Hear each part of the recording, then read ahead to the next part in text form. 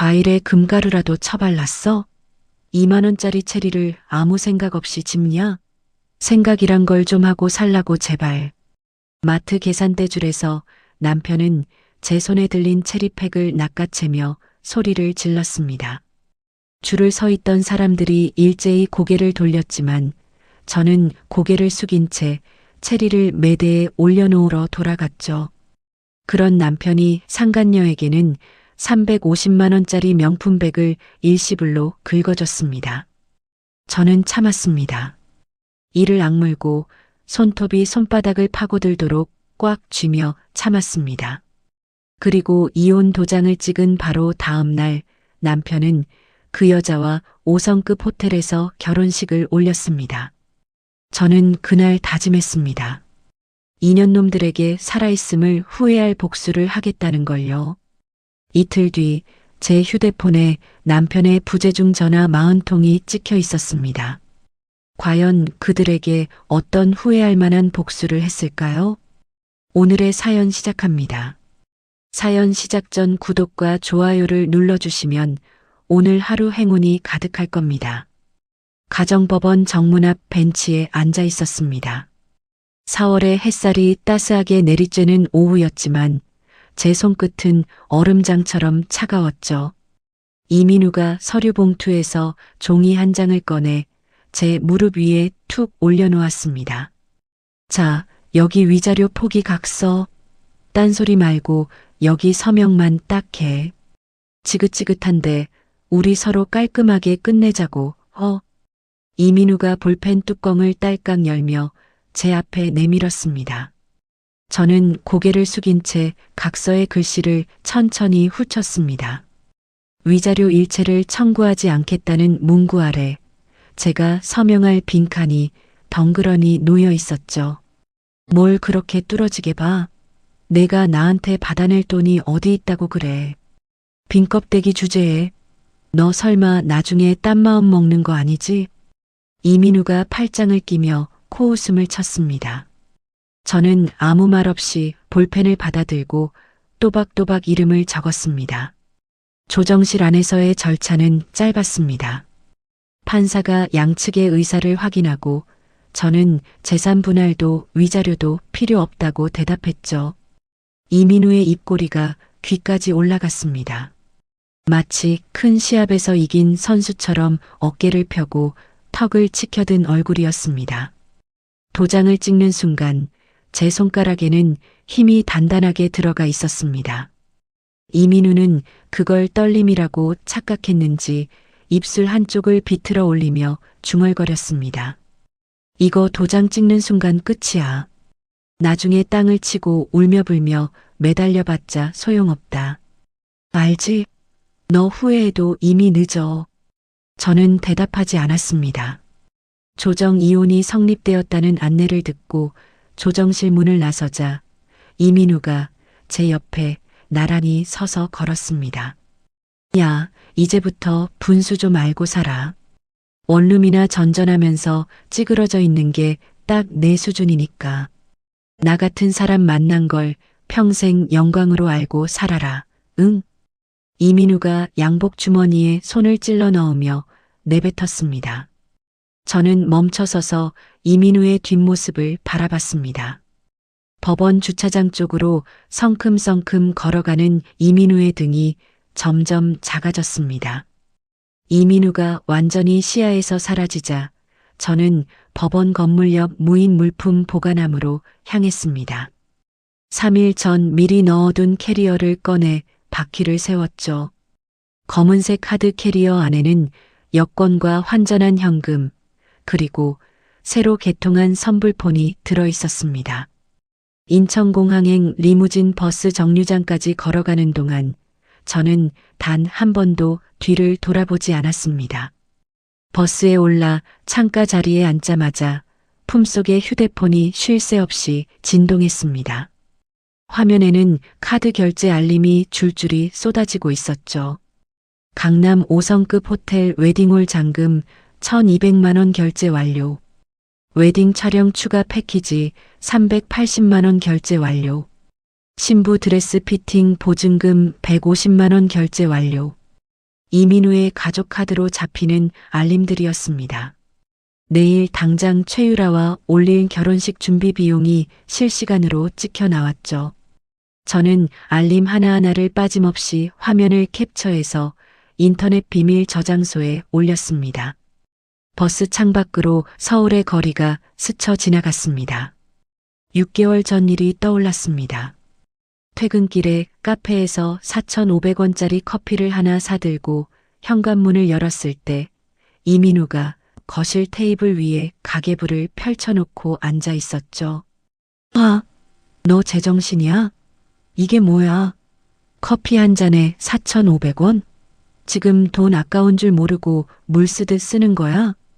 이민우가 가계부를 손가락으로 탁탁 두드리며 저를 노려봤습니다. 그냥 길 가다 목이 말라서 샀어. 프랜차이즈 커피 중에 제일 싼 거야. 싼 거면 아예 안 마시면 되잖아.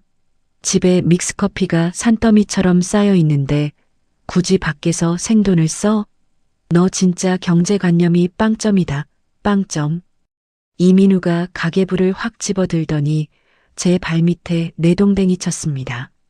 종이가 찢어지며 바닥에 흩어졌죠. 그날 이민우는 1시간 넘게 저를 거실 한가운데 세워놓고 경제관념이 없다며 다그쳤습니다. 그런 이민우가 최유라에게는 350만 원짜리 명품 가방을 일시불로 사줬습니다. 영업할 때 품위를 유지해야 한다는 게 이유였죠. 또 한 번은 마트에서였습니다. 야근을 마치고 장을 보다가 수입 체리 한 팩을 집어들었는데 가격표에 2만 원이라고 적혀 있었죠. 계산대 줄에 서 있는데 이민우가 제 손에서 체리팩을 확 낚아챘습니다. 이 여자가 미쳤나? 과일에 금가루라도 발랐어? 무슨 놈의 체리가 2만 원이야? 너 지금 아무 생각 없이 이걸 장바구니에 넣어? 줄을 서 있던 사람들이 일제히 고개를 돌려 저를 쳐다봤습니다. 이민우는 아랑곳하지 않고 체리팩을 제 손에 도로 쥐어주며 당장 갖다 놓으라고 턱짓을 했죠. 당장 가서 제자리에 갖다 놔. 돈 귀한 줄 모르는 이런 사치스러운 여자는 처음 보겠네. 빨리 안 가. 저는 사람들의 시선을 등에 지고 체리를 매대에 올려놓으러 돌아갔습니다. 그 주말 이민우는 최유라와 1인당 25만 원이 넘는 초밥집을 예약해서 갔습니다. 결제는 제 이름으로 된 비상금 통장에서 몰래 빼낸 돈이었죠. 저는 그 출금 내역을 확인하고도 아무 표정을 짓지 않았습니다. 이민우 뒤에는 늘 시어머니 박숙자가 있었습니다. 매달 제게 50만 원만 용돈으로 쥐어주고 나머지는 이민우가 관리한다며 못을 박은 사람도 박숙자였죠. 주말마다 시댁본가로 불러 김장과 제사를 전부 제 손에 맡겼습니다. 제가 부엌에서 허리 한번 못 펴고 전을 부치는 동안 박숙자는 소파에 드러누워 텔레비전 채널을 돌리며 소리를 질렀습니다. 예, 지수야. 너는 어째 전 부치는 냄새가 영 시원찮다? 시댁이 무서운 줄을 알아야 살림을 제대로 배우지. 내가 시집 왔을 때는 시어머니 숟가락 놓는 소리만 들려도 자다가 벌떡 일어나고 벌벌 떨었어. 너는 아주 세상 편하게 사는 줄 알아라. 이민우는 거실에서 과일을 깎아 먹으며 박숙자의 잔소리에 맞장구를 쳤습니다. 엄마 말이 100번 맞아. 지수가 요즘 너무 기고만장해졌어. 엄마가 따끔하게 버릇 좀 고쳐줘. 너무 오냐오냐 해줬더니 지가 상전인 줄 안다니까. 저는 기름이 튀는 프라이팬 앞에서 입술을 꾹 깨물었습니다. 이민우와 박숙자는 제가 완전히 길들여졌다고 믿었습니다. 반항할 기력도 의지도 남지 않은 멍청한 아내라고 확신했죠. 하지만 저는 그 시간 동안 제 이름으로 된 주식과 펀드를 조금씩 현금으로 바꿔서 추적이 안 되는 해외 계좌로 보내는 작업을 2달 전에 이미 끝낸 상태였습니다. 버스가 인천공항에 도착했습니다. 출국 심사대를 지나 면세구역에 들어서자 저는 코트 안주머니에서 작은 USB 하나를 꺼내 손가락으로 굴렸습니다. 이민우의 모든 치부, 최유라의 정체, 박숙자의 추악한 민낯이 이 안에 빠짐없이 담겨 있었죠. 탑승구 앞 라운지에서 샴페인 한 잔을 받아들었습니다. 기포가 올라오는 잔을 들여다보다가 왼손에 결혼 반지와 이민우가 사준 싸구려 커플 시계를 빼냈습니다. 테이블 위에 나란히 올려놓고 손을 떼는데 1초도 걸리지 않았죠. 탑승 안내 방송이 울렸습니다. 저는 캐리어를 끌고 일어나 탑승구를 향해 걸었습니다. 비행기가 활주로를 달려 하늘로 떠올랐습니다. 창밖으로 서울의 불빛이 점점 작아지다가 구름 아래로 사라졌죠. 저는 1등석 좌석에 등을 깊이 기대고 눈을 감았습니다. 48시간 뒤 한국에서 벌어질 일들을 하나하나 머릿속에 펼쳤습니다. 입꼬리가 천천히 올라갔습니다. 이혼을 결심하기 3달 전이었습니다. 이민우가 출장을 간다며 집을 비운 주말, 저는 아파트 지하 주차장에 세워둔 이민우의 차에 올라탔습니다. 운전석 쪽 블랙박스 본체에서 메모리 카드를 빼내 주머니에 넣었죠. 집으로 돌아와 노트북에 카드를 꽂았습니다. 파일 대부분이 삭제되어 있었지만 저는 인터넷에서 찾은 복원 프로그램을 돌렸습니다. 2시간쯤 지나자 지워졌던 영상들이 하나씩 살아났죠. 조수석에 앉은 최유라가 이민우의 볼에 입술을 가져다 대는 장면. 호텔 지하 주차장으로 나란히 들어가는 2사람의 뒷모습. 차 안에서 최유라가 이민우의 무릎에 다리를 올리고 깔깔대며 웃는 소리. 저는 영상을 하나도 빠짐없이 별도 폴더에 옮겨 담고 복사본 2개를 더 만들어 서로 다른 곳에 저장했습니다. 그날 저녁 출장에서 돌아온 이민우가 현관문을 열고 들어왔습니다. 저는 거실 소파에 앉아 태블릿을 무릎 위에 올려놓고 기다리고 있었죠. 앉아봐. 이민우가 넥타이를 풀다 말고 제 얼굴을 힐끗 봤습니다. 뭔데? 피곤하니까 빨리 말해. 이민우가 소파 맞은편에 털썩 주저앉았습니다. 저는 태블릿 화면을 이민우 쪽으로 돌려 재생 버튼을 눌렀습니다. 호텔 지하 주차장 영상이 흘러나오자 이민우의 넥타이를 잡고 있던 손이 멈췄습니다. 이어서 조수석의 최유라가 이민우 볼에 입을 맞추는 장면이 나왔죠. 이민우의 눈동자가 화면 위를 빠르게 훑쳤습니다. 이게 다 뭐야? 저는 차분한 목소리로 물었습니다. 이민우가 넥타이를 소파 위에 내던지며 벌떡 일어났습니다. 야, 남의 차를 뒤졌어. 이게 정상이야. 지금 화제를 돌리는 거야. 화제를 돌리긴. 내가 집에서 꼴이 뭐야? 화장도 안 하고 늘어빠진 잠옷바지에 슬리퍼 끌고 돌아다니는데 남자가 밖에서 눈이 돌아가는 게 이상해. 이민우가 손가락으로 저를 위아래로 가리키며 목소리를 높였습니다. 남자는 본능이라는 게 있어. 집에서 이렇게 관리를 안 해주니까 눈이 밖으로 가는 거지. 내 탓이야, 이건. 저는 태블릿을 무릎 위에 올려놓은 채 이민우를 올려다봤습니다. 이민우의 목에 핏줄이 붉어져 나와 있었습니다. 잘못을 저지른 사람이 되레 소리를 지르는 꼴이었죠. 며칠 뒤 시어머니 박숙자에게서 전화가 왔습니다. 지수야, 오늘 저녁에 나 좀 봐. 역 앞 국밥집으로 나와. 동네 구석의 허름한 국밥집에 들어서자 박숙자가 구석 자리에 먼저 앉아 있었습니다. 저는 맞은편에 앉았고 박숙자는 국밥 국물을 한 숟갈 뜨더니 숟가락을 탁 내려놓았습니다. 민우한테 다 들었다. 내가 블랙박스를 뒤져서 난리를 쳤다며. 어머니, 민우가 바깥에서 다른 여자를 만나고 있었어요. 그래서 어쩌라고. 박숙자가 손가락으로 제 이마를 콕 밀었습니다.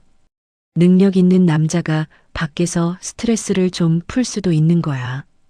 그걸 가지고 속이 그렇게 좁아서 살림을 하겠어. 어머니, 이건 스트레스 푸는 게 아니라. 시끄러. 내가 얼마나 잘했길래 남편을 탓해. 집안일은 대충 하지. 애도 못 낳지. 민우가 바람이 난 게 내 잘못이야. 내 잘못. 박숙자가 삿대질을 하며 제 머리통 쪽으로 손끝을 들이밀었습니다. 국밥집 아주머니가 놀라서 이쪽을 쳐다봤지만 박숙자는 아랑곳하지 않았죠. 정 이혼하겠다면 조건이 있어. 지금 너희가 사는 집 전세금 그거 절반은 민우한테 놓고 가. 새 출발 자금으로. 그 전세금은 제가 결혼 전에 모은 돈으로 마련한 거예요. 내 돈이면 어떻고 민우 돈이면 어떠. 부부가 같이 산 집인데 맨몸으로 나가면 되잖아. 몸 하나 건사하면 되지. 뭐가 더 필요해. 박숙자가 국밥 그릇을 제 쪽으로 밀어내며 말했습니다. 저는 숟가락도 들지 못한 채 고개를 숙이고 있었죠. 그 뒤로 이민우와 박숙자는 합을 맞춘 듯 저를 몰아세웠습니다. 이민우는 매일 밤 거실에서 이혼 합의서 초안을 흔들며 말했죠. 요즘 세상에 이혼이 무슨 흠이야.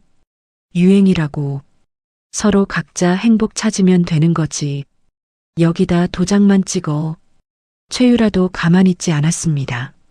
최유라는 자기 SNS에 이민우가 사준 명품 가방 사진을 올리면서 글 끝에 이렇게 적었죠. 진짜 사랑을 방해하는 늙고 질투 많은 기생충은 좀 비켜줬으면.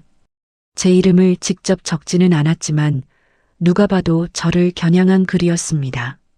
어느 날 점심시간이었습니다. 제가 프리랜서로 일하는 강남의 디자인 회사 건물 1층 카페 앞을 지나는데 유리문 너머로 최유라가 이민우 팔에 매달려 걸어오고 있었습니다.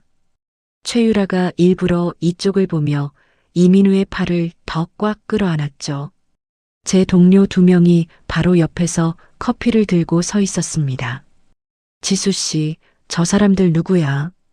동료가 소곤거렸습니다. 저는 대답하지 못하고 커피잔을 잡은 손에 힘을 줬습니다.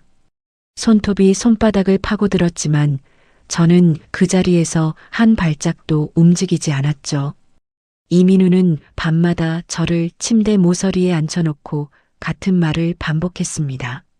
소송을 걸어봤자 뭘 어쩔 건데. 프리랜서 벌이로 변호사비를 감당이나 할 수 있어. 조용히 사인하고 나가는 게 내 자존심이라도 지키는 거야.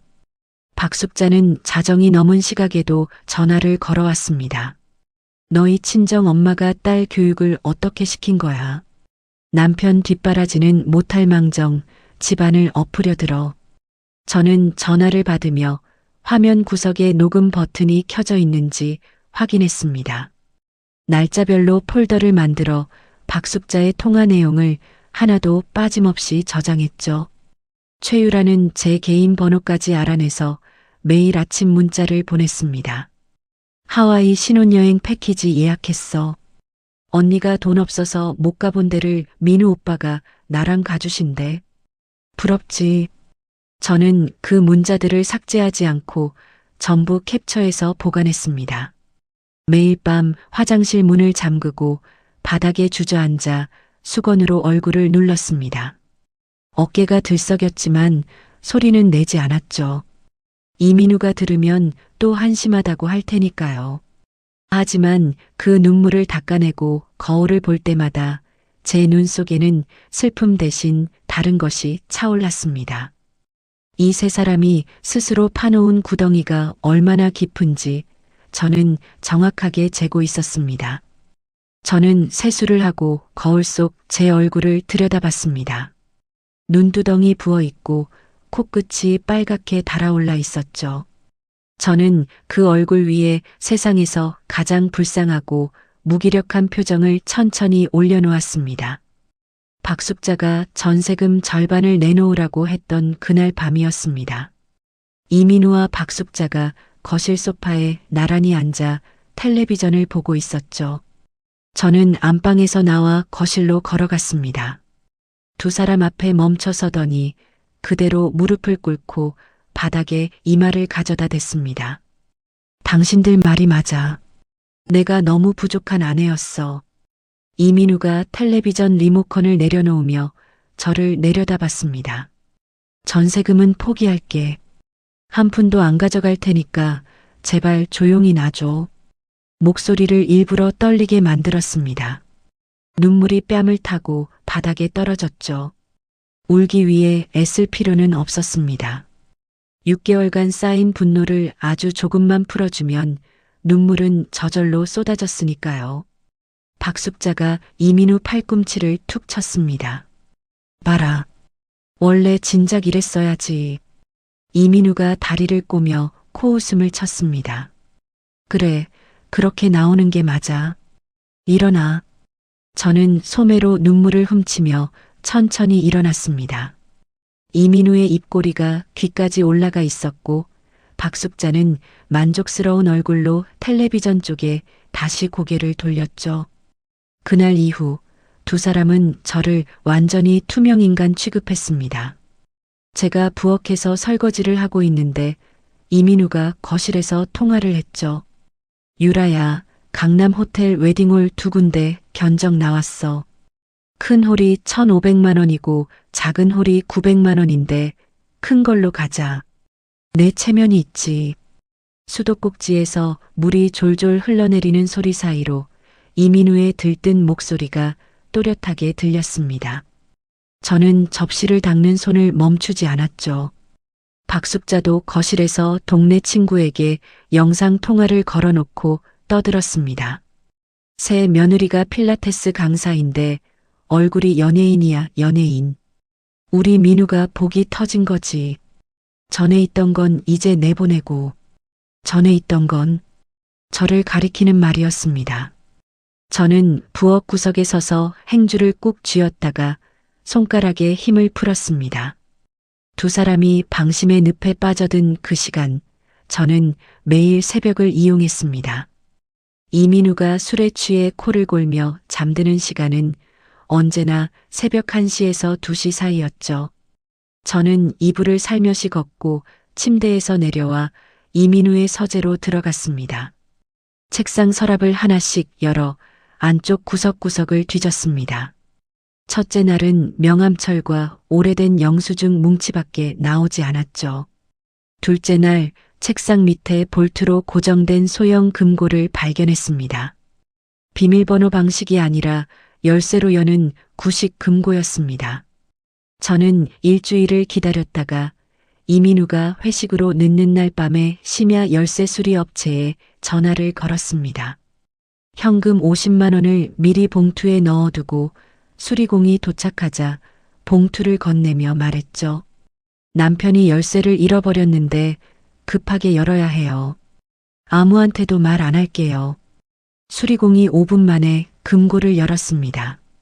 안에는 검은 가죽 표지의 수첩 2권과 외장 하드 하나가 들어 있었죠. 수첩을 펼치자 빼곡한 글씨가 눈에 들어왔습니다. 날짜, 금액, 거래 상대방 이름이 줄줄이 적혀 있었죠. 이민우가 회사의 핵심 영업 자료를 경쟁업체에 넘기고 받은 뒷돈 내역이었습니다. 금액이 수억 원 단위로 적혀 있는 줄도 있었죠. 저는 수첩을 한 장 한 장 넘기며 스마트폰 카메라로 전부 촬영했습니다. 셔터 소리를 끄고 화면 밝기를 최소로 낮춘 채 찍었죠. 외장 하드는 비밀번호가 걸려 있어서 열 수 없었습니다. 저는 그 하드를 가방에 넣고 다음 날 낮에 컴퓨터 복구 전문 업체를 찾아갔죠. 비밀번호를 풀고 안에 있는 파일을 전부 복사해 주세요. 비용은 얼마든 상관없어요. 3일 뒤 업체에서 연락이 왔습니다. 외장 하드 안에는 이민우가 고급 유흥업소에 수십 번 드나든 영수증 사진들과 회사법인 카드를 사적으로 쓴 내역이 폴더별로 정리되어 있었죠. 저는 복사된 파일을 USB에 담아 따로 보관했습니다. 낮에는 이삿짐 상자를 나르며 쫓겨나는 아내 역할에 충실했습니다. 최유라가 우리 집 안방에 들어와 제 화장대 서랍을 뒤지며 남은 화장품을 가방에 쓸어 담았죠. 언니, 이 로션 유통기한 지났네. 버려야겠다. 최유라가 제 로션 병을 바닥에 툭 떨어뜨리며 킥킥거렸습니다. 저는 바닥에 구른 로션 병을 주워 쓰레기 봉투에 넣으며 고개를 끄덕였죠. 최유라가 제 겨울 코트 3벌을 검은 쓰레기 봉투에 쳐넣으며 말했습니다. 이런 건 기부함에나 넣어. 아, 기부함에서도 안 받으려나. 저는 봉투 입구를 잡아주며 아무 말도 하지 않았습니다. 최유라의 손톱이 분홍색 매니큐어로 반짝거렸고 그 손가락이 머지않아 수갑에 걸릴 모습을 상상하니 입안에서 웃음이 차올랐죠. 저는 그 웃음을 삼키고 고개를 더 깊이 숙였습니다. 이혼 서류 접수를 일주일 앞둔 날이었습니다. 저는 이민우의 지갑에서 보안 카드를 꺼냈습니다. 이민우가 제 이름을 도용해서 몰래 만들어둔 5천만 원 한도의 마이너스 통장이 있었죠. 저는 그 통장에서 한도 전액을 실행시켜 이민우가 숨겨둔 다른 계좌로 보냈습니다.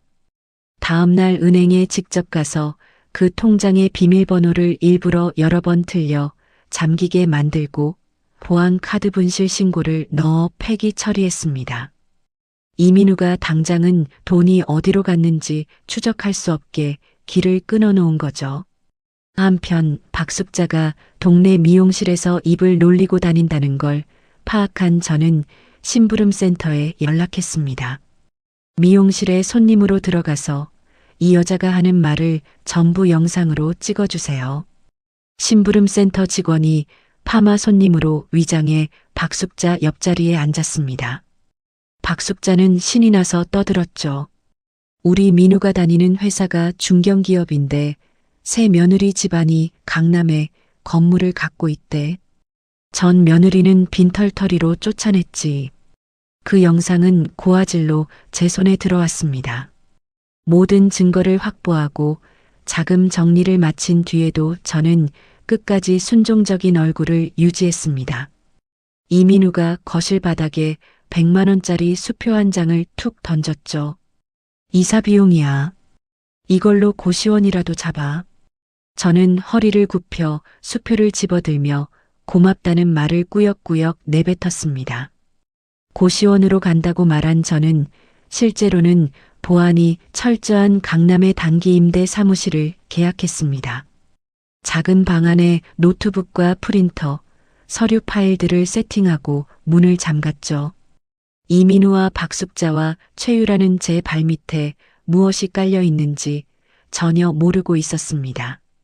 모든 증거를 확보한 다음 날 오전, 저는 서초동 법조타운의 한 건물 7층에 있는 변호사 사무실 문을 열었습니다. 최도윤 변호사, 이혼 소송과 기업 소송에서 한 번도 진 적이 없다는 소문이 자자한 사람이었죠. 의뢰인의 감정에 절대 휘둘리지 않고 상대방을 법적으로 완전히 끝장내는 것으로 유명했습니다. 접수처 직원이 저를 상담실로 안내했습니다. 최도윤 변호사가 테이블 건너편에 앉아 안경을 고쳤으며 저를 올려다봤죠. 어떤 건으로 오셨습니까? 저는 가방에서 서류 봉투 4개를 꺼내 테이블 위에 나란히 올려놓았습니다. 첫 번째는 남편의 불륜 증거입니다. 블랙박스 영상과 호텔 주차장 출입 기록이에요. 봉투를 하나 밀었습니다. 두 번째는 남편이 회사 영업 기밀을 경쟁업체에 넘기고 뒷돈을 받은 내역이에요. 자필로 쓴 이중 장부입니다. 두 번째 봉투를 밀었죠.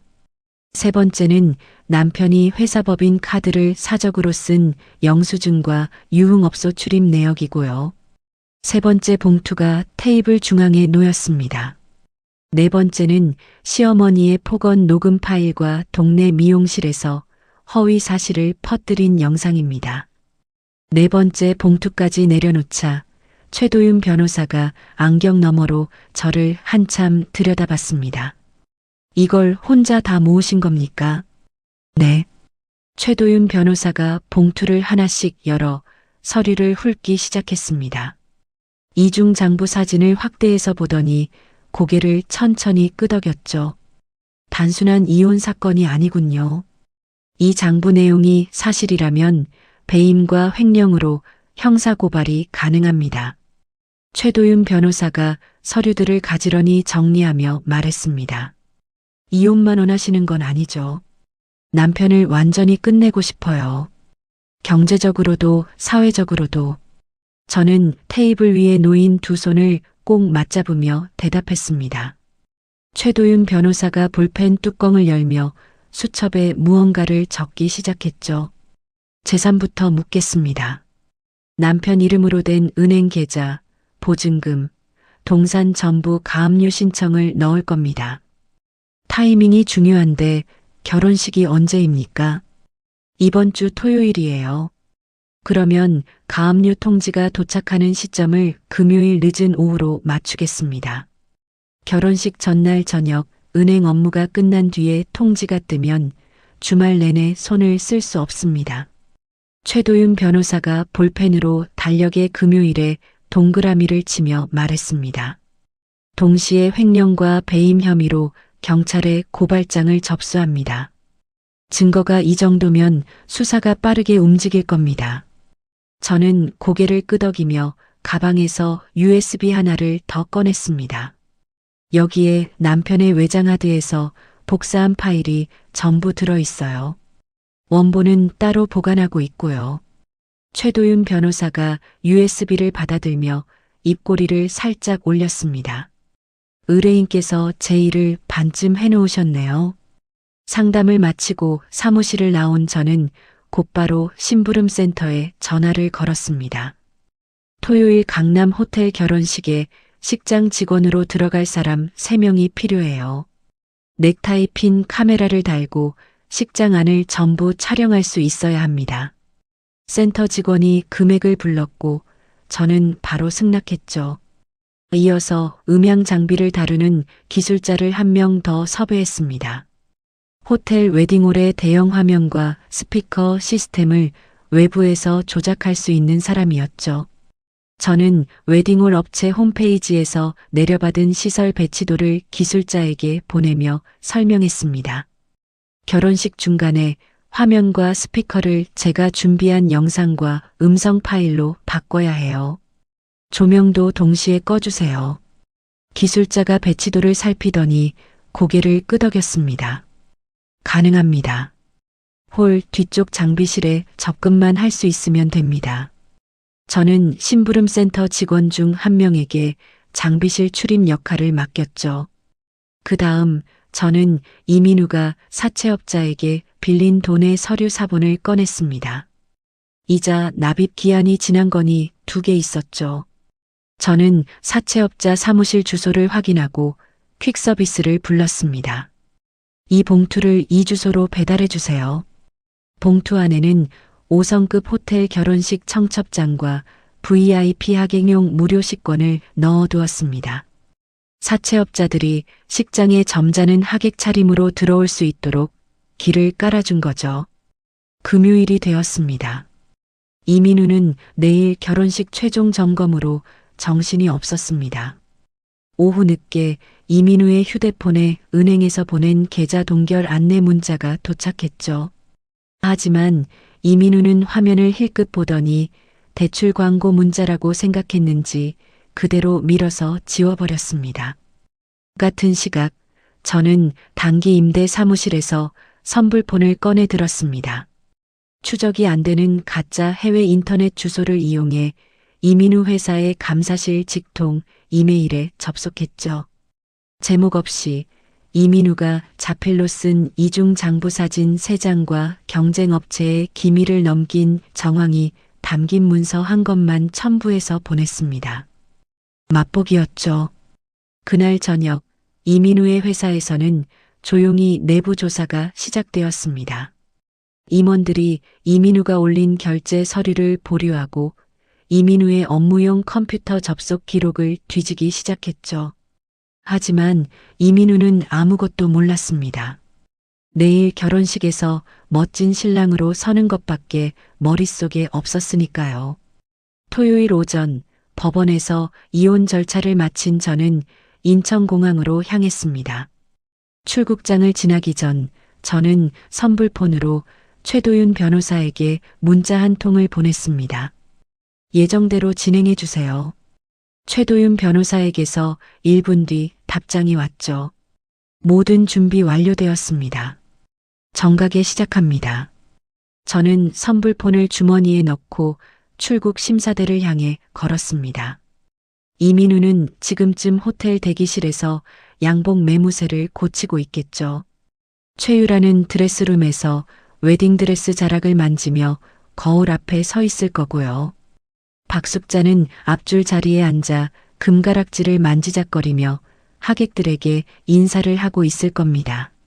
저는 탑승구 앞 의자에 앉아 하와이행 탑승권을 손가락으로 톡톡 두드렸습니다. 하와이 호텔에 도착한 건 한국 시간으로 토요일 새벽이었습니다.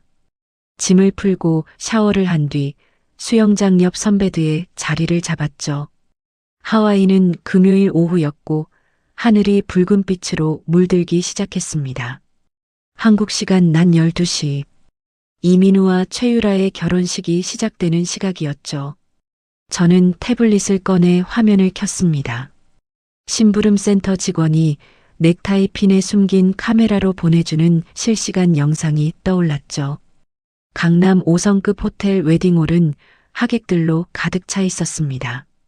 이민우의 회사 임원들이 앞줄에 앉아 있었고 박숙자가 한복을 차려입고 입구에서 하객들과 악수를 하고 있었죠.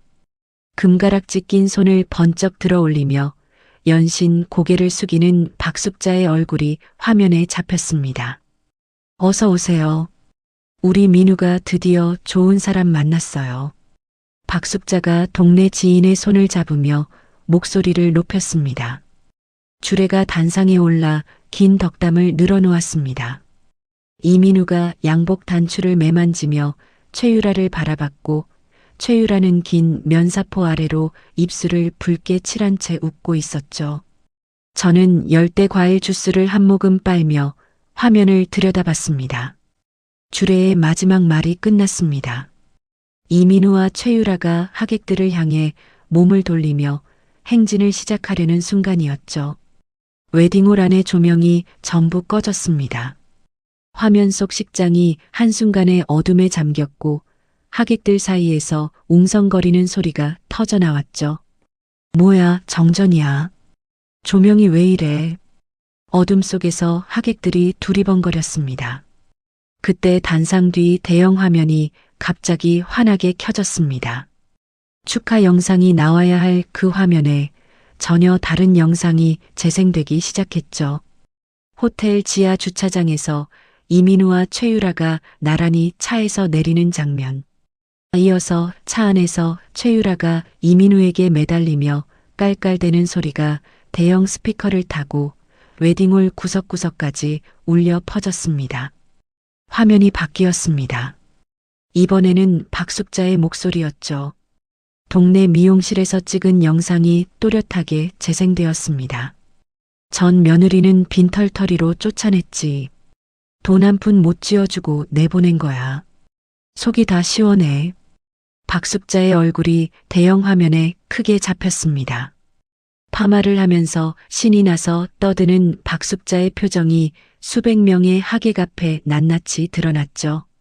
식장이 찬물을 끼얹은 듯 조용해졌습니다. 하객들이 손으로 입을 틀어막고 서로의 얼굴을 쳐다봤죠. 이민우가 단상 위에서 마이크를 움켜쥐었습니다. 잠깐만요. 이건 기계 오작동입니다. 지금 바로 고치겠습니다. 이민우의 목소리가 떨리고 있었습니다. 양복 등판에 땀이 번져 색이 짙어지는 것까지 카메라에 잡혔죠. 이민우가 마이크를 잡고 버벅거리는 사이 웨딩홀 뒷문이 벌컥 열렸습니다. 양복을 입은 사람 4명이 성큼성큼 걸어 들어왔죠. 그중 2명은 이민우 회사의 감사팀 직원이었고 나머지 2명은 사복 차림의 경찰이었습니다. 감사팀 직원 1명이 이민우 앞에 서서 서류를 들어 올렸습니다. 이 과장님, 수억 원대 배임 및 횡령 혐의로 조사가 필요합니다. 함께 가주셔야 합니다. 이민우의 얼굴에서 핏기가 싹 빠졌습니다. 마이크를 잡은 손이 덜덜 떨리더니 마이크가 바닥에 떨어져 쿵 소리를 냈죠. 바로 그때 뷔페장 쪽에 앉아있던 건장한 남자 3명이 의자를 밀치며 벌떡 일어났습니다. 양복을 입고 있었지만 목과 손등에 문신이 삐죽삐죽 올라와 있었죠. VIP 식권을 들고 점잖게 앉아 스테이크를 썰던 사채업자들이었습니다. 이민우, 이 새끼. 사채업자 중 덩치가 가장 큰 남자가 이민우를 향해 손가락질을 했습니다. 돈 갚을 능력도 없으면서 결혼식은 5성급 호텔에서 해. 빌린 돈부터 내놔.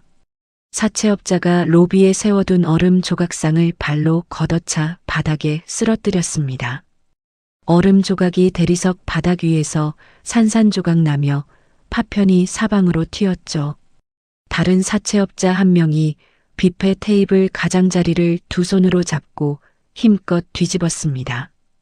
접시와 음식이 바닥에 쏟아지며 와장창 소리가 식장을 가득 채웠죠. 하객들이 비명을 지르며 출구 쪽으로 우르르 몰렸습니다.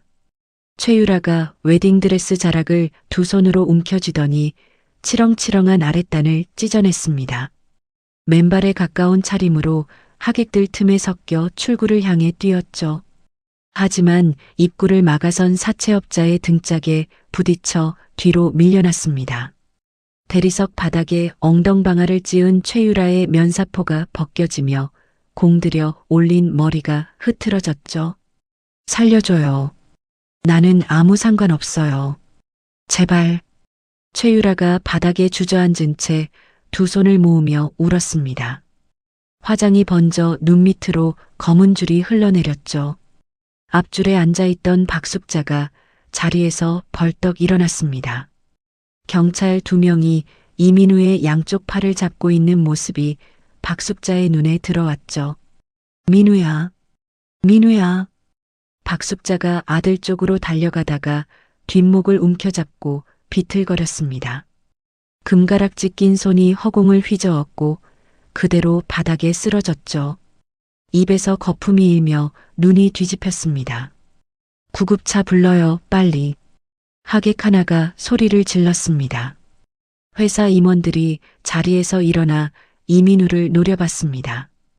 이민우와 눈이 마주친 상무가 양복 주머니에서 전화기를 꺼내며 차갑게 내뱉었죠. 이 과장, 월요일부터 출근하지 마. 대기 발령이야. 이민우의 입이 벌어졌지만 소리가 나오지 않았습니다. 하객들은 이미 스마트폰을 꺼내 식장 곳곳을 촬영하고 있었죠. 뒤집힌 뷔페 테이블, 바닥에 쓰러진 박숙자, 경찰에게 팔을 잡힌 이민우, 대리석 바닥에 주저앉아 우는 최유라. 그 장면들이 실시간으로 인터넷에 퍼져나갔습니다. 2시간도 지나지 않아 이민우와 최유라의 이름이 대형 인터넷 게시판 실시간 검색어 1위에 올랐죠. 저는 태블릿 화면 속에서 경찰에게 양팔을 붙들린 이민우의 흙빛 얼굴을 바라봤습니다. 선베드 옆 테이블에 놓인 샴페인 잔을 들어 올려 입술에 가져다 댔죠. 기포가 혀 위에서 톡톡 터졌습니다. 결혼식 다음 날 아침이었습니다. 저는 하와이 리조트 레스토랑에서 팬케이크를 자르며 창밖의 야자수를 바라보고 있었죠.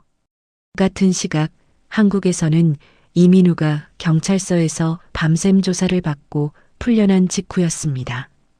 이민우는 집으로 돌아가자마자 노트북을 열었습니다.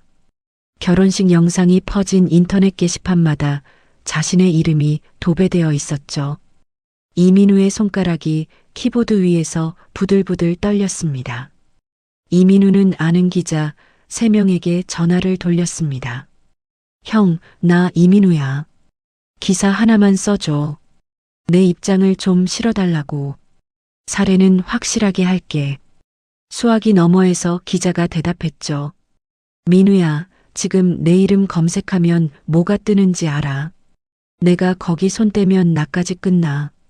미안하다. 전화가 끊겼습니다.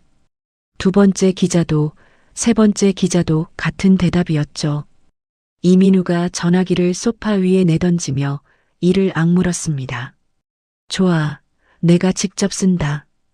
이민우는 직장인 익명 게시판과 자기 SNS에 장문의 글을 올렸습니다. 전처 윤지수는 결혼 생활 내내 내 재산을 교묘하게 빨아먹고 도망친 사람입니다. 결혼식에서 재생된 영상은 악의적으로 합성된 가짜이며 조작된 증거로 선량한 저와 제 아내를 모함하고 있습니다. 이민우는 거기서 멈추지 않았습니다. 제가 과거 병원비로 결제했던 카드 내역 캡처 사진을 꺼내더니 사진 편집 프로그램으로 금액 숫자를 고쳤죠. 12만 원짜리 진료비를 120만 원으로 8만 원짜리 약값을 80만 원으로 바꿔서 올렸습니다. 보시다시피 전처는 심각한 낭비벽이 있었습니다. 명품 쇼핑에 중독되어 가게를 파탄냈고 제가 이혼을 요구하자 앙심을 품고 보복에 나선 겁니다. 이민우는 한술 더 떠서 이렇게 적었죠. 회사 횡령건도 전처의 소행입니다. 컴퓨터를 잘 다루는 전처가 회사 시스템에 접근해 저에게 누명을 씌운 것입니다. 최유라도 가만히 있지 않았습니다. 최유라는 얼굴 반쪽을 머리카락으로 가리고 카메라 앞에 앉았죠. 촬영 직전 안약을 넣어 눈가를 촉촉하게 만든 뒤 녹화 버튼을 눌렀습니다. 저는 윤지수 씨의 살해 협박에 시달려왔어요. 결혼식에 가지 않으면 죽여버리겠다는 메시지를 수십 통 받았습니다. 최유라가 목소리를 떨며 카메라를 올려다 봤습니다. 안약 덕분에 눈물처럼 보이는 물기가 볼을 타고 흘러내렸죠. 저는 피해자예요. 제발 진실을 봐주세요. 최유라가 두 손을 모아 카메라를 향해 간절하게 호소했습니다. 영상은 올리자마자 조회수가 치솟았죠. 이민우와 최유라의 조직적인 반격이 먹히기 시작했습니다. 일부 누리꾼들이 댓글을 달았죠. 영상이 합성일 수도 있지 않나? 전처가 너무 치밀한 거 보면 원래 무서운 사람 아니었을까? 상간녀가 우는 거 보니까 좀 불쌍하긴 하다. 제 과거 SNS 사진들이 털리기 시작했습니다. 어디서 구했는지 제 졸업사진과 회사 워크숍 단체 사진까지 게시판에 올라왔죠. 이 여자가 윤지수래. 얼굴 좀 봐. 남편 재산 빼돌리고 하와이로 도망간 거 실화냐. 한국에 있는 옛 직장 동료 민정이가 제 하와이 번호로 전화를 걸어왔습니다. 지수야, 인터넷에 내 이야기가 난리도 아니야. 내 사진도 다 퍼졌어. 이게 진짜야. 민정아, 나중에 연락할게. 저는 전화를 짧게 끊었습니다. 다른 동료들에게서도 비슷한 메시지가 수십 통씩 쌓이고 있었죠. 병원에서 퇴원한 박숙자도 가세했습니다. 박숙자는 휠체어를 타고 자극적인 폭로 전문 유튜버의 방송에 직접 출연했죠. 유튜버가 카메라를 박숙자에게 가까이 들이밀었습니다. 어머니, 결혼식에서 쓰러지신 거 맞죠? 지금 상태가 어떠세요? 박숙자가 눈을 질끈 감으며 휠체어 팔걸이를 꽉 움켜쥐었습니다. 독하고 미친 며느리가 내 아들 인생을 망쳤어요. 제사도 안 지내고 김장도 대충 하고 시어미를 충격으로 죽이려고 한 거예요. 박숙자가 손등으로 눈물을 훔치며 목소리를 높였습니다. 우리 민우가 무슨 잘못을 했다고. 착하디 착한 아들인데. 그년이 그 며느리가 전부 꾸민 거예요. 유튜버의 실시간 채팅창에 댓글이 빠르게 올라왔죠. 시어머니 진짜 불쌍하다. 전처가 너무한 거 아니냐. 며느리가 시어미를 병원에 보내놓고 해외로 도망가. 여론이 흔들리고 있었습니다. 이민우와 최유라와 박숙자가 번갈아 가며 쏟아내는 거짓 눈물이 사람들의 동정심을 건드리고 있었죠. 최도윤 변호사에게서 전화가 왔습니다. 윤지수 씨, 여론이 심상치 않습니다. 당장 한국으로 돌아와서 기자회견을 여는 게 좋겠습니다. 반박 자료를 지금 바로 내야 합니다. 변호사의 목소리에 다급함이 묻어 있었죠. 저는 수영장 옆 선베드에 누운 채 열대 과일 주스를 빨대로 한 모금 빨았습니다. 변호사님, 48시간만 기다려주세요. 48시간이요. 지금 상황이 얼마나 급한지 아십니까? 저 사람들이 방송에서 떠들면 떠들수록 좋아요. 거짓말을 크게 부풀릴수록 나중에 전부 돌아옵니다. 저는 주스 잔을 테이블에 내려놓으며 말했습니다. 지금 저 사람들이 올리는 글과 영상, 방송 출연 녹화본 전부 캡처하고 저장해 주세요. 하나도 빠짐없이요. 최도윤 변호사가 잠시 침묵하더니 한숨을 내쉬었습니다. 알겠습니다. 48시간 지키겠습니다. 전화를 끊고 저는 선베드의 등을 기대며 하늘을 올려다봤습니다. 하와이의 구름이 느릿느릿 흘러가고 있었죠. 이민우는 지금쯤 게시판에 올라오는 동정 댓글을 보며 안도하고 있을 겁니다. 최유라는 조회수가 오르는 자기 영상을 확인하며 입꼬리를 올리고 있겠죠. 박숙자는 유튜브 방송이 끝나고 병실로 돌아가며 잘했다고 스스로를 다독이고 있을 거고요. 저는 노트북을 열어 인터넷 비밀 저장소에 접속했습니다. 이민우의 자필 이중 장부 원본 사진, 최유라의 과거 전력이 담긴 법원 판결문, 박숙자의 미용실 영상 무수정본, 유흥업소 영수증 스캔본, 파일 목록을 하나하나 확인하며 전체 선택 버튼 위에 손가락을 올렸습니다. 저 사람들이 자기 무덤을 충분히 깊게 팠을 때, 그때가 제가 삽을 던져줄 시간이죠. 저는 화면 속 공개 버튼을 눌렀습니다. 한국 시간으로 아침 8시였습니다. 저는 최도윤 변호사에게 전화를 걸었습니다.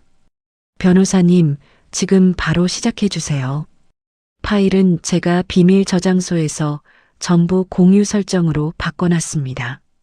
확인했습니다. 언론사 5곳과 경찰청 수사과에 동시에 보내겠습니다. 최도윤 변호사가 전화를 끊었습니다. 30분 뒤 주요 언론사 온라인판에 속보 딱지가 붙은 기사가 동시에 올라왔죠. 결혼식 파국 남성, 자필 이중 장부 원본 공개, 수억 원대 기밀 유출 정황 드러나, 본인 작성 수표 서명까지 확인, 전처 해킹 주장은 거짓으로 판명. 기사에는 이민우가 직접 손으로 쓴 이중 장부 사진이 고화질로 실렸습니다. 날짜와 금액, 거래 상대방 이름이 또렷하게 보이는 원본이었죠. 이민우가 고급 유흥업소에서 자기 이름으로 서명한 수표 추적 내역도 함께 공개되었습니다. 동시에 이민우가 저를 모함하기 위해 심부름센터 직원과 선불폰으로 통화한 녹음 파일이 기사에 첨부되었죠. 야, 윤지수가 해킹한 것처럼 꾸며야 돼. 컴퓨터 좀 아는 사람 구해서 흔적을 만들어놔. 이민우의 목소리가 녹음 파일 속에서 또렷하게 흘러나왔습니다. 자기 입으로 증거 조작을 모의한 내용이 고스란히 담겨 있었죠. 같은 시각 구독자 300만 명을 가진 대형 유튜버의 긴급 생방송이 시작되었습니다. 시청자 여러분, 긴급 제보가 들어왔습니다. 며칠 전 피해자 행세를 한 최유라 씨, 이번이 처음이 아닙니다. 유튜버가 화면에 서류를 하나씩 띄웠죠. 최유라 씨는 과거에 유부남 3명의 가정을 파탄낸 전력이 있습니다. 피해자 3분이 연대 탄원서를 보내왔고 법원 판결문도 함께 공개합니다. 화면에 법원 판결문이 떴습니다.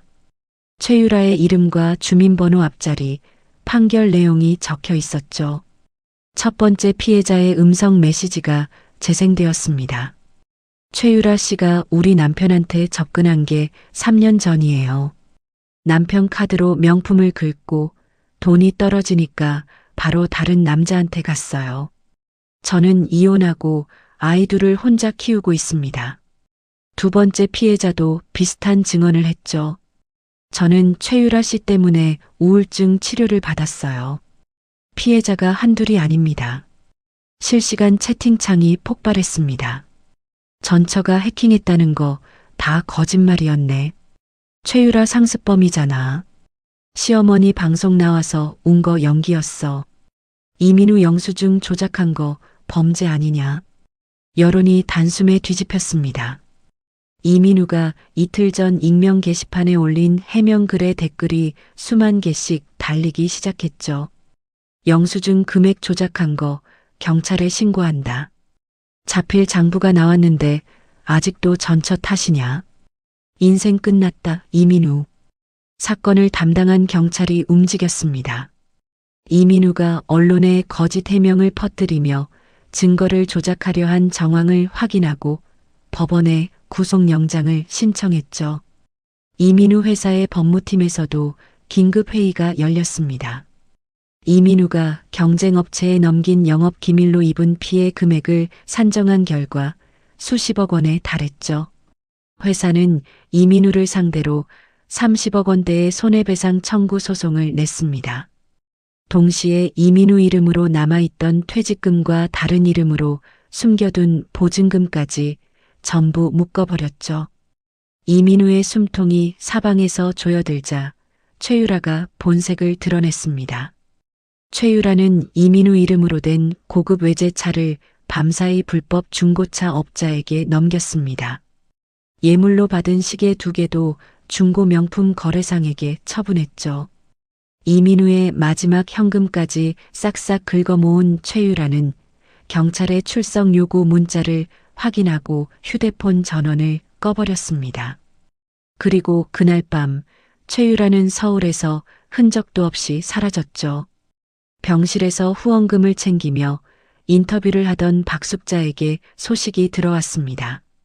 간호사가 병실 텔레비전을 켜주자 화면에 아들의 구속영장 신청 뉴스가 나오고 있었죠. 이민우 씨에 대해 수억 원대 배임 및 횡령 혐의로 구속영장이 신청되었습니다.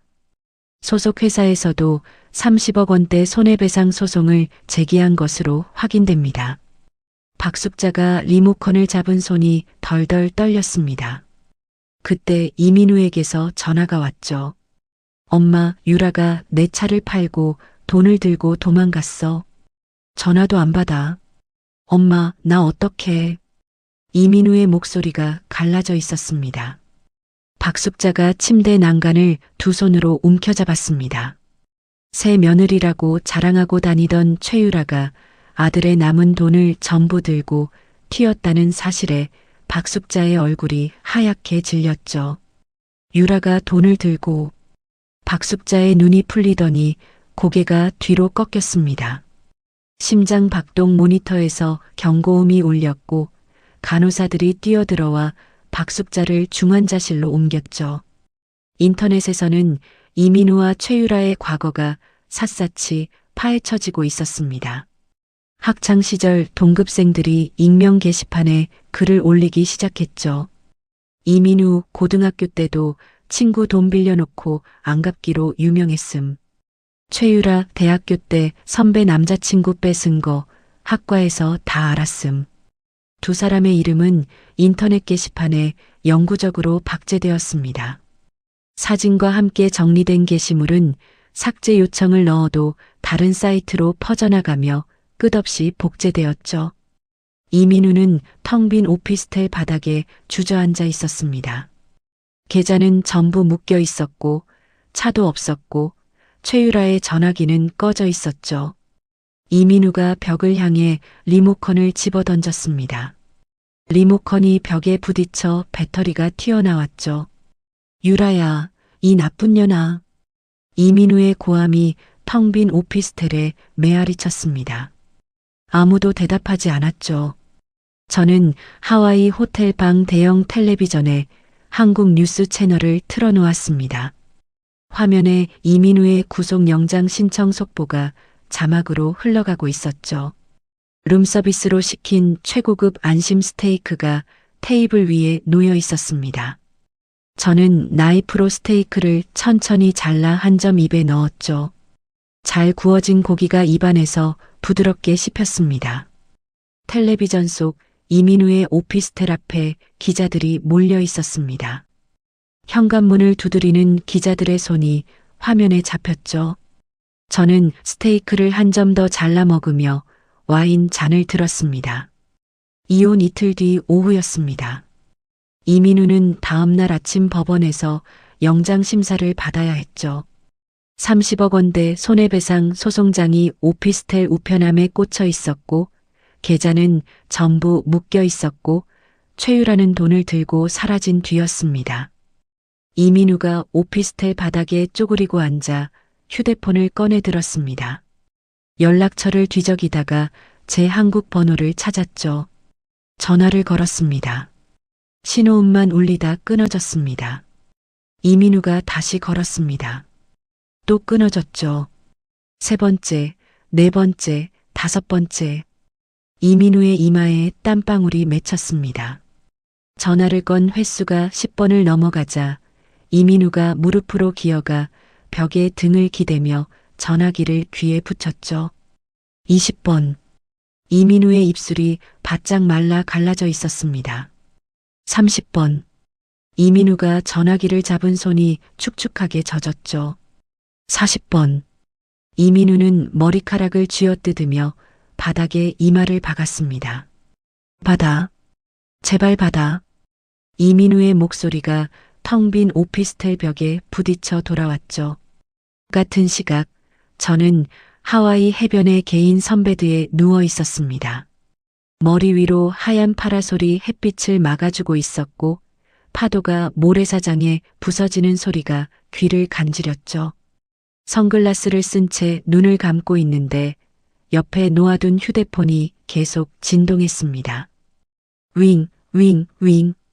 끊임없이 울리는 진동에 저는 고개를 돌려 화면을 봤죠. 이민우. 이름 세 글자가 화면에 떠 있었습니다. 부재중 전화 40통이 쌓여 있었죠. 저는 선글라스를 이마 위로 밀어 올리며 천천히 통화 버튼을 눌렀습니다. 수화기 너머로 거친 숨소리가 먼저 들렸습니다.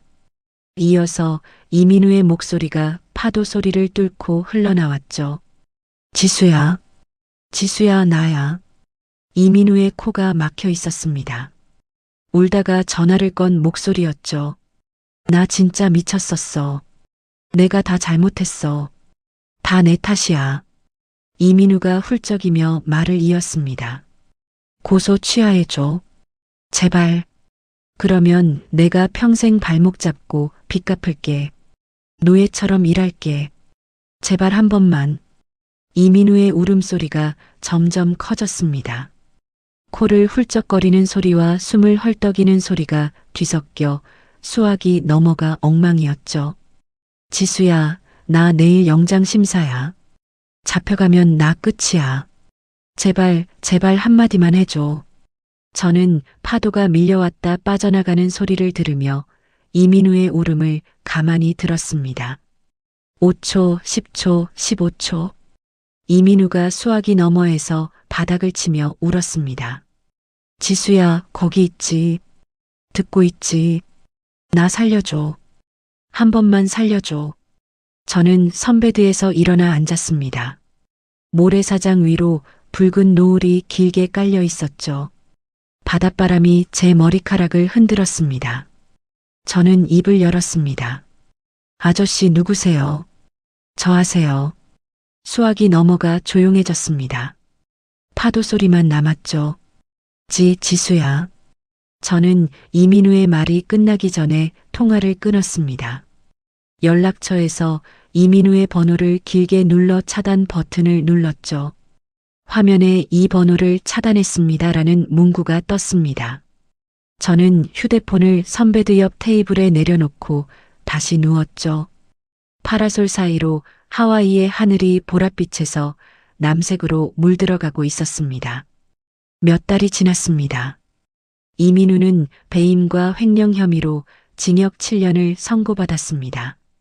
교도소에 수감된 이민우는 매일 노역에 시달렸죠. 회사에서 청구한 30억 원대 손해배상금은 평생을 일해도 갚을 수 없는 액수였습니다. 면회를 오는 사람은 아무도 없었고 이민우의 머리카락이 빠르게 하얗게 새어갔죠. 박숙자는 아들의 합의금과 밀린 빚을 갚느라 평생 살던 낡은 아파트를 경매로 넘겨야 했습니다. 집에서 쫓겨난 박숙자는 보증금 없는 월세 단칸방으로 들어갔죠. 매일 새벽 4시에 일어나 거리를 돌며 폐지를 주워 리어카에 실었습니다. 어느 날 새벽 박숙자가 리어카를 끌고 골목을 지나다가 가게 유리창에 비친 자기 모습을 봤죠. 허리가 굽고 머리가 허옇게 센 노인이 거울 속에 서 있었습니다. 박숙자가 리어카 손잡이를 잡은 채 한참 동안 유리창을 들여다봤습니다. 내가 왜 이렇게 됐을까? 박숙자가 허공에 대고 중얼거렸죠. 부엌에서 허리 한번 못 펴고 일하던 며느리의 뒷모습이 머릿속을 스쳤습니다. 박숙자가 리어카 위에 쌓인 폐지 더미 위에 이마를 대고 어깨를 들썩였죠. 최유라는 서울에서 도망친 뒤 지방의 허름한 여관을 전전했습니다. 이민우 이름으로 된 외제차와 예물을 처분한 돈으로 버티고 있었지만 경찰의 수배망은 점점 좁혀지고 있었죠. 어느 날 밤 최유라가 외진 골목의 PC방 구석 자리에서 모자를 눌러 쓴 채 컴퓨터를 하고 있었습니다. PC방 문이 열리며 형사 2명이 들어왔죠. 최유라 씨 맞죠? 형사가 최유라의 모자를 벗겼습니다. 화장기 없는 얼굴에 다크서클이 턱까지 내려와 있었죠. 최유라가 의자에서 일어나려다 형사의 손에 팔목이 잡혔습니다. 작물 취급 및 사기 혐의로 체포합니다. 최유라의 얼굴 사진이 다음날 뉴스에 나왔습니다. 경찰서에서 찍은 정면 사진이었죠. SNS에서 명품을 자랑하며 웃던 얼굴은 어디에도 없었습니다. 최유라의 SNS 계정은 수천 건의 신고가 쌓여 영구 삭제되었죠. 저는 하와이에 있었습니다.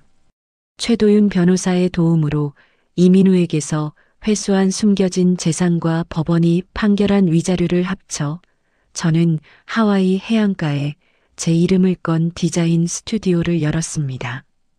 현지의 능력 있는 디자이너들과 함께 일하며 큰 프로젝트들을 하나씩 따내기 시작했죠.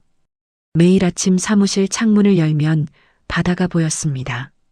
출근 전에 해변에서 요가를 하고 점심에는 동료들과 테라스에서 밥을 먹었죠.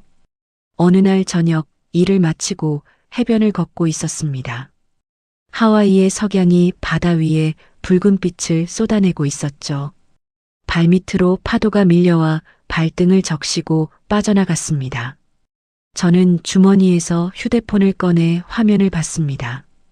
거래처에서 온 계약 확정 메일이 와 있었죠. 입꼬리가 올라갔습니다. 열대 과일 음료를 한 모금 마시며 수평선을 바라봤습니다. 아무도 제 숨통을 조이지 않았고 아무도 제 가계부를 찢지 않았고 아무도 제 앞에서 삿대질을 하지 않았죠. 저는 모래사장 위에 서서 깊게 숨을 들이마셨습니다. 짠 바닷바람이 폐 속 깊은 곳까지 들어왔죠. 이게 제 2번째 인생의 첫 페이지였습니다. 시청자 여러분, 오늘 지수 씨의 이야기는 어떠셨나요? 윤지수는 4,500원짜리 커피 한 잔에도 숨을 죽여야 했던 사람이었습니다. 2만 원짜리 체리를 계산대에서 빼앗기고 사람들 앞에서 고개를 숙여야 했던 사람이었죠. 하지만 윤지수는 무너지지 않았습니다. 무릎을 꿇으면서도 머릿속으로는 복수의 순서를 세고 있었죠. 세상에는 착한 사람의 참을성을 약점이라고 착각하는 사람들이 있습니다. 순종하는 모습을 보고 영원히 짓밟아도 된다고 믿는 사람들이 있죠. 이민우가 그랬고 박숙자가 그랬고 최유라가 그랬습니다. 그들은 윤지수가 아무것도 할 수 없는 사람이라고 확신했습니다. 돈도 없고 백도 없고 변호사를 쓸 능력도 없는 불쌍한 여자라고 깔봤죠. 그 방심이 그들의 무덤이 되었습니다. 사람을 함부로 대하면 안 됩니다. 특히 조용히 참고 있는 사람을 만만하게 보면 안 되죠. 그 침묵이 체념인지 준비인지는 아무도 모르는 거니까요. 윤지수는 하와이의 바다 앞에서 두 번째 인생을 시작했습니다. 아무도 가계부를 찢지 않는 곳에서, 아무도 삿대질을 하지 않는 곳에서 자기 이름을 건 사업을 일으켰죠. 참는 것과 당하는 것은 다릅니다. 윤지수는 당한 게 아니라 참은 겁니다. 그리고 그 참음의 끝에서 자기 인생을 온전히 되찾았습니다. 이야기를 끝까지 들어주신 분이 계시다면 잘 들었다고 댓글 하나만 남겨주세요. 감사합니다.